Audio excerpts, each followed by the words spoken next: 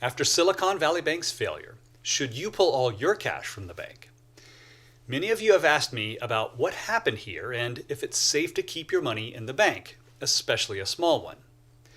As long as your accounts are at an FDIC-insured bank and the total of each account is less than $250,000 per depositor, you're fine. Now, I know you're probably clicking on another video at this point, but I'm not going to keep stringing you along until the end if you're stressed out. But I will ask that you watch until the end because there's one big question that could turn into an issue later, and I'll get into that at the end of the video. In the case of Silicon Valley Bank, only 7% of its accounts were FDIC insured. Now think about this for a second. Most of the bank's accounts were business accounts well over the $250,000 FDIC deposit insurance limit. And we'll come back to this in a second. So banks make money by having an interest rate spread between what they pay for deposits and what they charge for loans. It's pretty boring. And of course, the bank just can't lend out all of their deposits in case one of their customers needs to make a withdrawal. So they have to carry a certain fraction of their deposits on their balance sheet for such events. This is what's known as fractional banking. The reason that Silicon Valley Bank got over their skis was because of its balance sheet. They bought $80 billion worth of treasury bonds back when they were yielding 1.6% and proceeded to lend that money out. The reason this became problematic was because of the interest rate hikes that we saw last year. And it's the reason that almost everybody's investments were down last year. As interest rates rise, bond values drop. So think about it this way. Let's say you paid $1,000 for a CD from the bank that was paying 2%. A week later, the bank announces that their CDs are now paying 3%.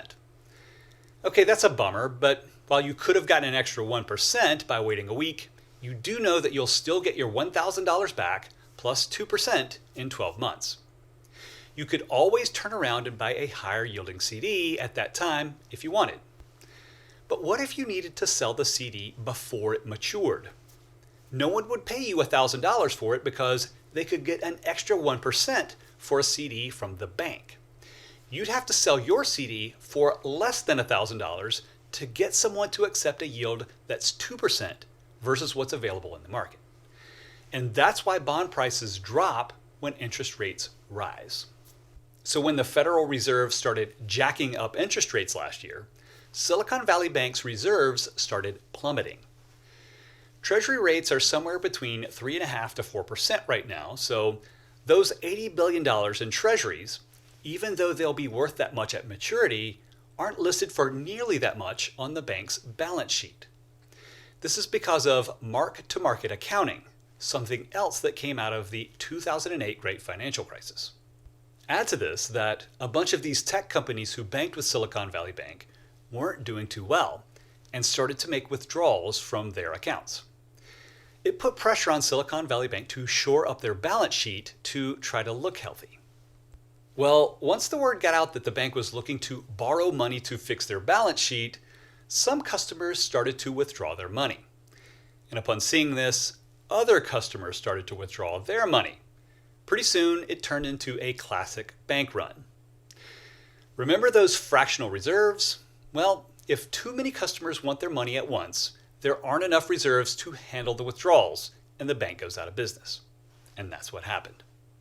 So the question then became, does the government let Silicon Valley Bank go out of business and risk panicking the public? Or do they broker a purchase deal with another bank that would want to buy Silicon Valley Bank's customers? Or do they just bail out the bank and risk the ire of the public? It wasn't an easy call.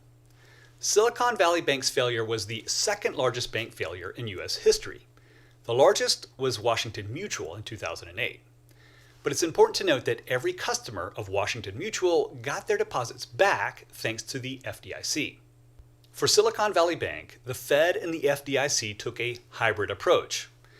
They would guarantee all of the customers' deposits at the bank, but allow the bank's shareholders and lenders to get taken out. They tried to walk the fine line between quelling the public's fear of reliving the Great Financial Crisis and bailing out the bank and creating more adverse incentives for financial firms.